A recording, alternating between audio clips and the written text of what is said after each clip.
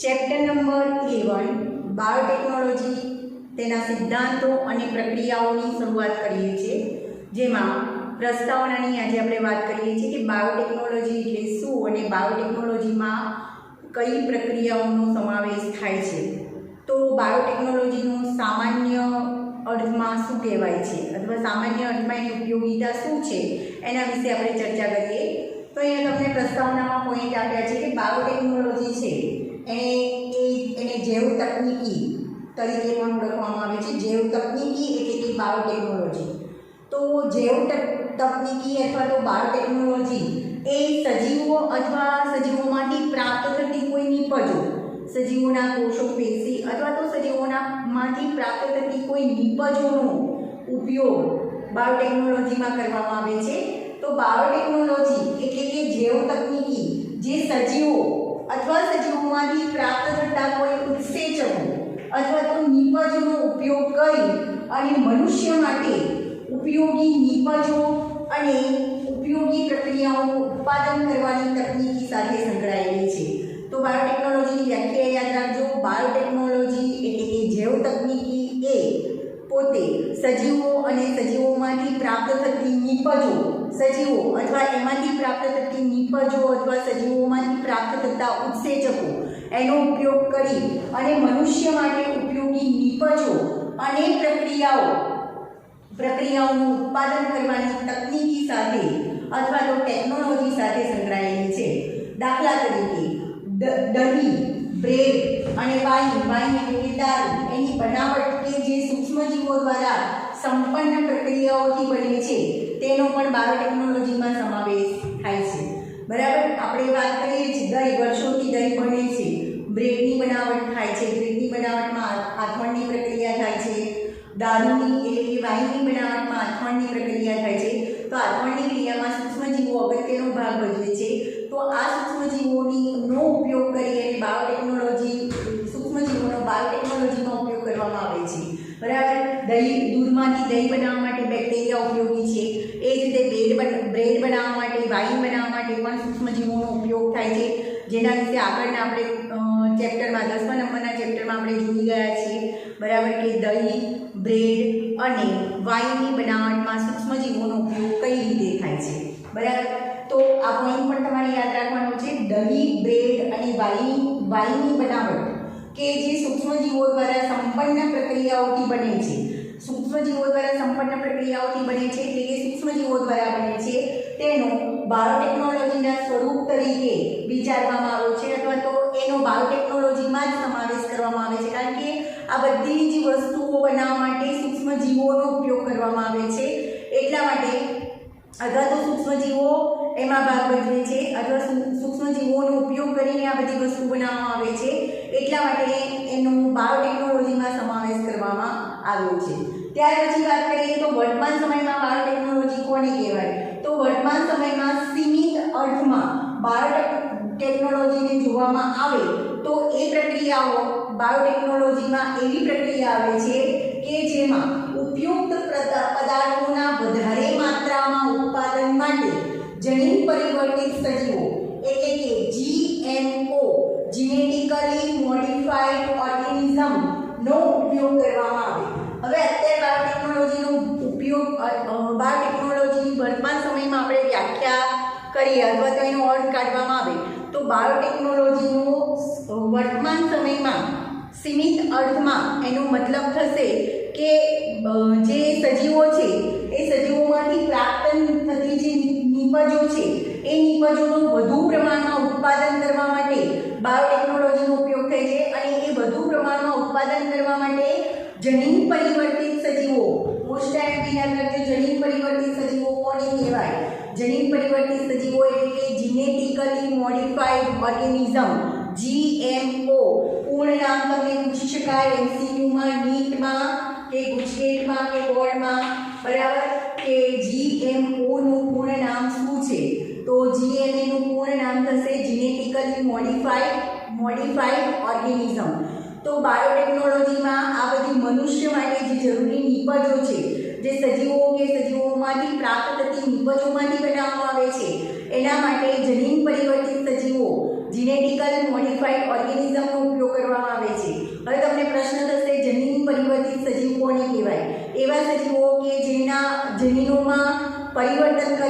નવા સજીવનું નિર્માણ કરવામાં આવ્યું છે એને જનીન પરિવર્તિત સજીવ કહેવાય.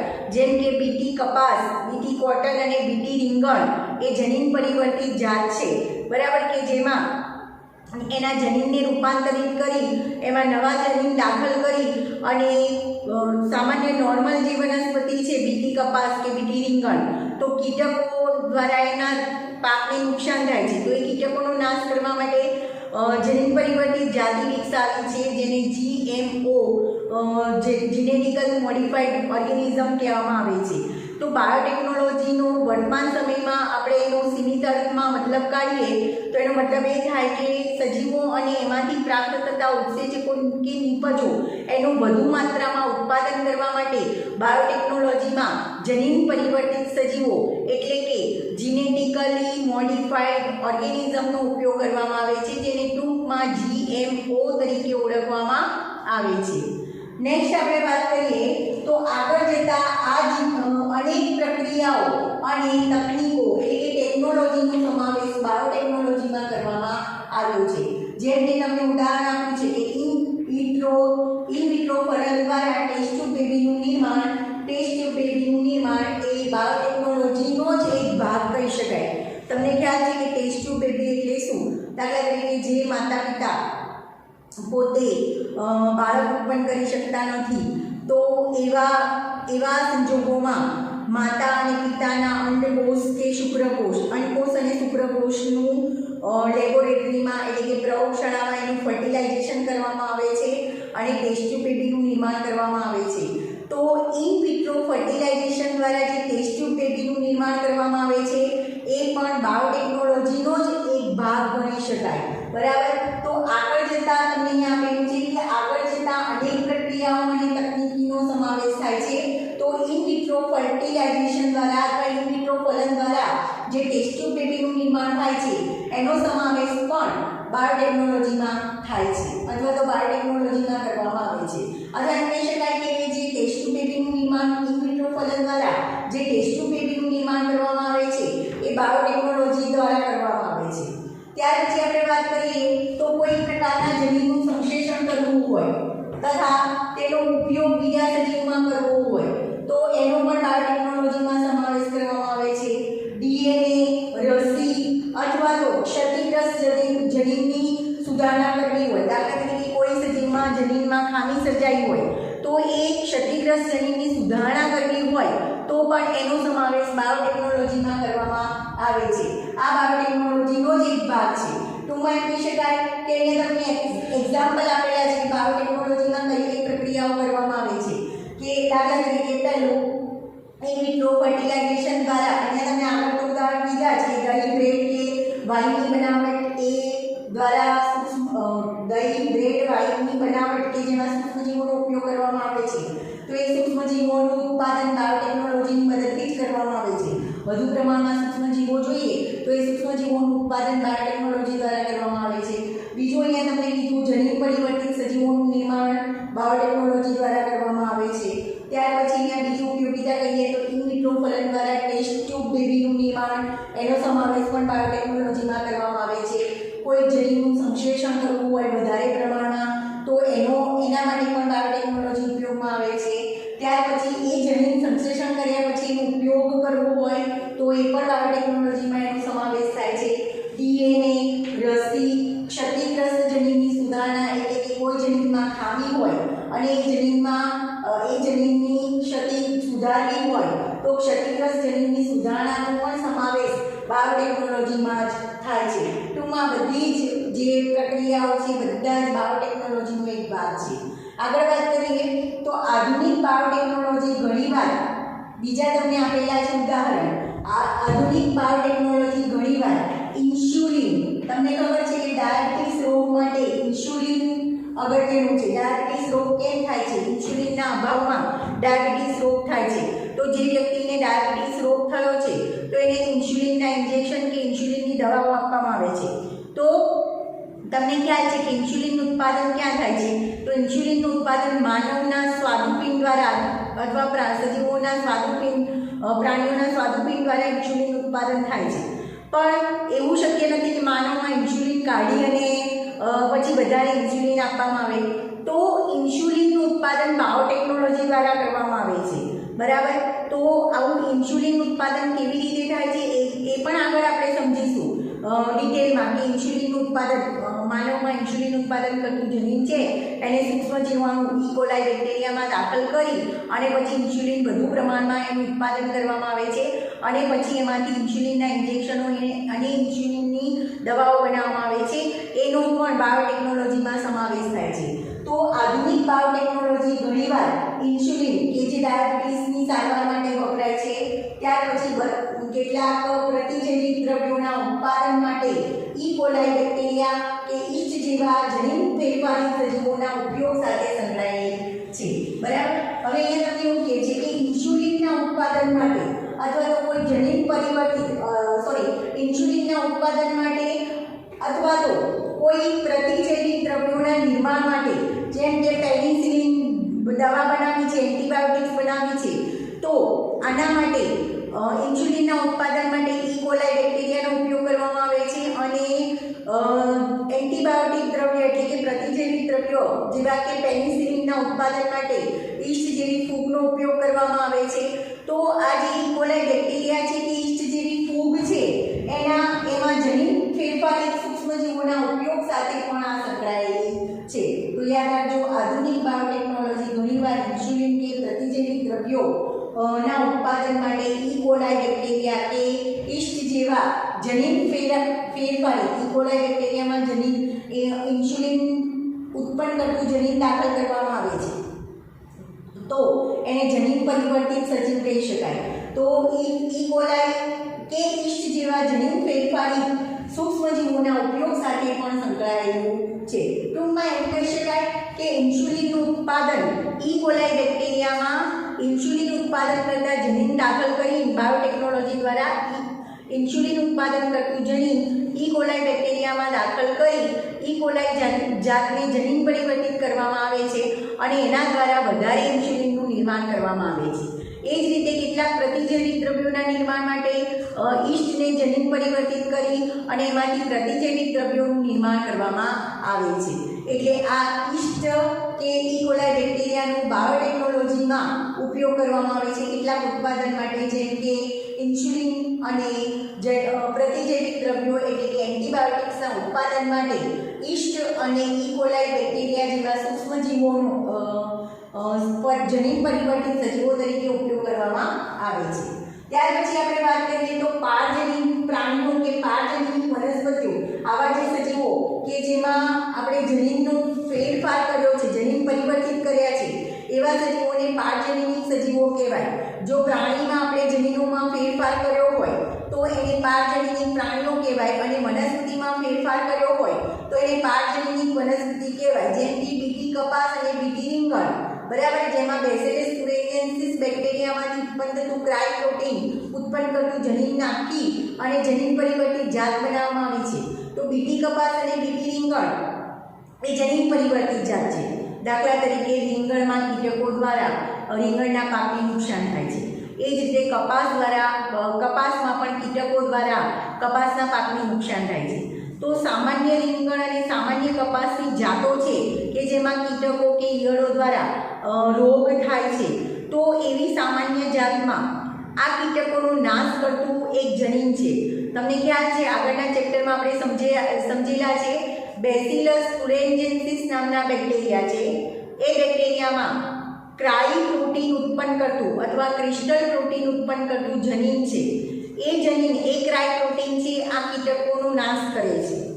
તો એ બેસિલસ તુરેન્જેન્સિસ બેક્ટેરિયામાંથી ક્રિસ્ટલ પ્રોટીન અથવા ક્રાઈ પ્રોટીન ઉત્પન્ન કરતું જે જનીન છે એ બેસિલસ તુરેન્જેન્સિસ બેક્ટેરિયામાંથી કાઢી અને સામાન્ય રીંગણ કે સામાન્ય કપાસની જાતિમાં નાખી અને એ જાતિને બદલવામાં આવે છે.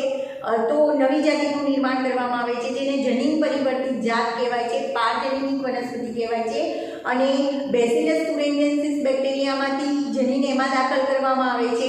એટલા માટે એને બીટી કપાસ કે નવી રોગ પ્રતિકારક જાતને નામ આપવામાં આવ્યું છે બીટી કપાસ કે બીટી રીંગણ. તો એને પારજનીન વનસ્પતિ કહેવાય. ટૂંકમાં એવા વનસ્પતિ એવી વનસ્પતિ કે એવા પ્રાણીઓ કે જેના બાયોટેકનોલોજીની મદદથી જેના જનીનોમાં આપણે પરિવર્તન કર્યું છે, ફેરફાર કર્યો છે, એને જનીન પરિવર્તિત સજીવો, પારજનીની પ્રાણીઓ અથવા તો પારજનીની વનસ્પતિઓ તરીકે ઓળખવામાં આવે છે.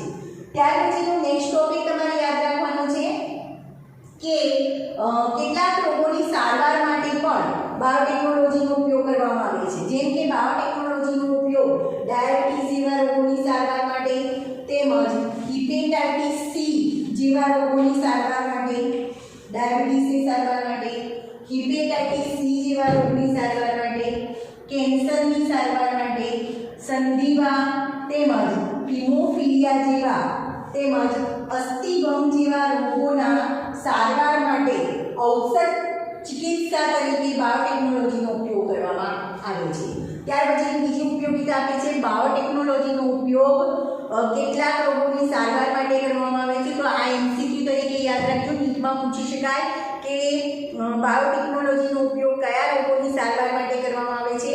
તો બાયોટેકનોલોજીનો ઉપયોગ ડાયાબિટીસ, હિપેટાઇટિસ સી, કેન્સર, સંધિવા, હિમોફિલિયા, અસ્થિભંગ જેવા રોગોની સારવાર માટે પણ બાયોટેકનોલોજીનો ઔષધ ચિકિત્સા તરીકે ઉપયોગ કરવામાં આવે છે. ટૂંકમાં આ બધા રોગો માટે એ બાયોટેકનોલોજી દ્વારા ઔષધ બનાવવામાં આવે છે. જેમ કે હમણાં જ આપણે વાત કરી કે ડાયાબિટીસ રોગની સારવાર માટે એ વ્યક્તિને ઇન્સ્યુલિન આપવું જરૂરી છે.